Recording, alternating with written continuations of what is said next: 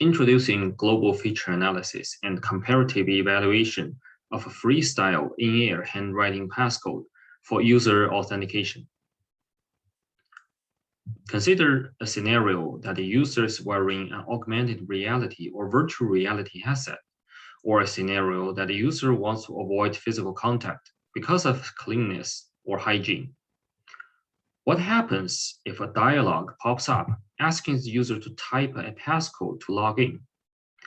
How can this user type a passcode if a keyboard or a touchscreen cannot be used?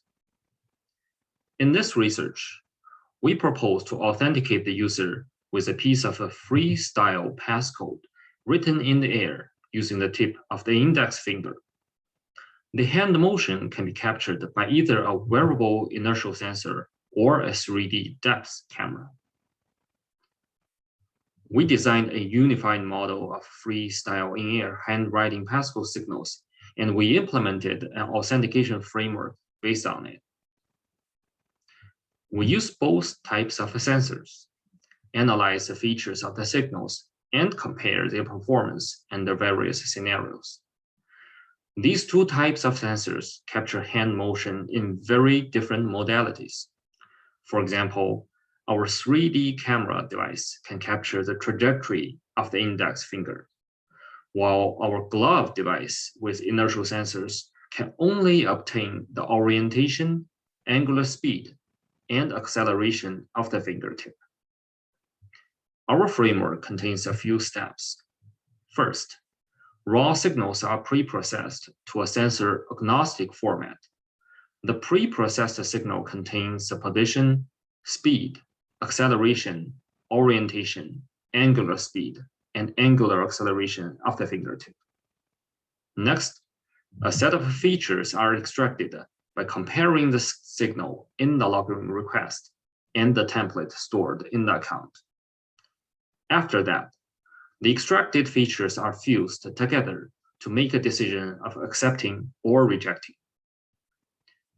We constructed 4 datasets using the 2 types of devices from 180 users, including data obtained from the same user writing the same content on different devices for fair comparison between these 2 devices. Our datasets and code library are openly available at our GitHub repository. With these datasets, we conducted thorough evaluations as well as in-depth analysis of freestyle in-air handwriting passcode. To authenticate a user, 5 different types of features are extracted, and 5 corresponding matching scores are computed. They are the alignment cost, signal sample distance, signal statistical difference, signal length difference, and hand geometry difference. First, the alignment cost. We can use the dynamic time warping algorithm to align a pair of signals as shown in the middle. Then, we can obtain a warping path as shown on the left. The warping path indicates the mapping between samples in the 2 signals. Signals obtained by the same user writing the same content in multiple repetitions can be aligned very well.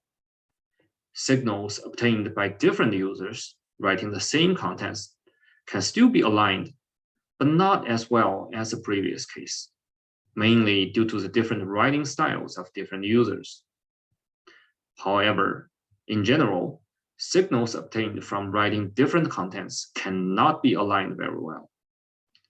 Hence, we designed the alignment cost feature as an indication of the extent of signal twisting in this alignment step. Second, the signal sample distance, which is a feature aggregated from the distance of each sample between the 2 signals after alignment. We conducted extensive analysis on this feature and conclude that it is a strong feature that can be used to distinguish different writers and different passcode contents. Third, we extracted 5 different types of statistical features from the signals. And then we aggregate them into a single statistical feature difference score. We also conducted in-depth analysis on these features.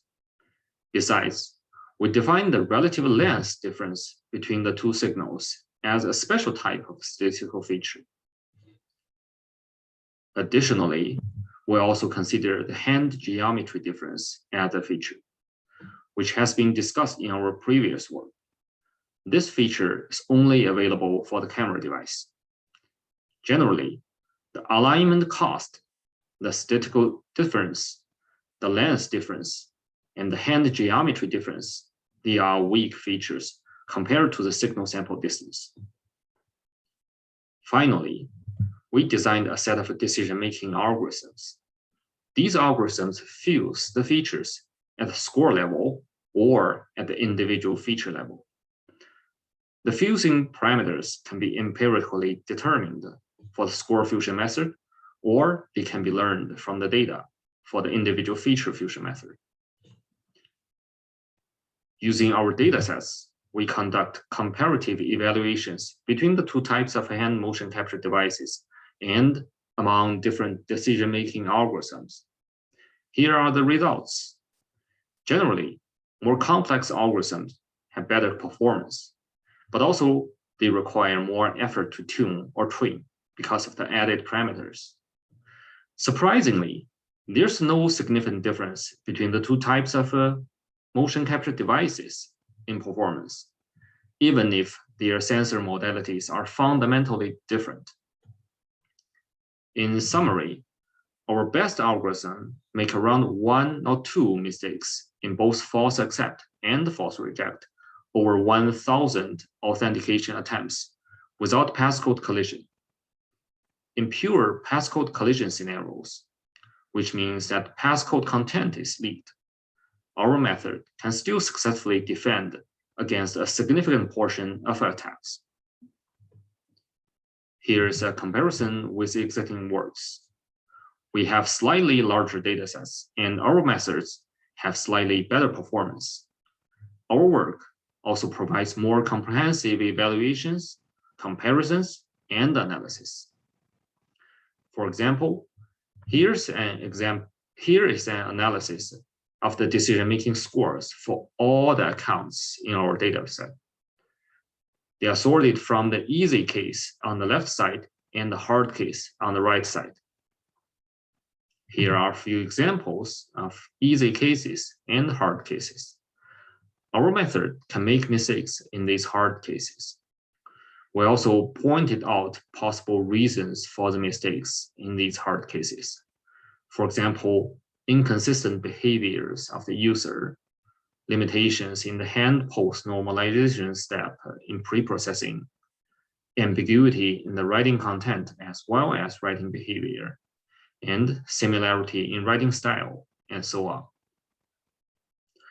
Moreover, we conducted more analysis in various scenarios, including results of active spoofing attacks, persistent performance with data from multiple sessions, and a brief study of usability. These results show various interesting aspects of our user authentication method using Freestyle In-Air handwriting. Our work also discusses the limitations of this method. More details are available in our paper and in our GitHub repository. Thank you.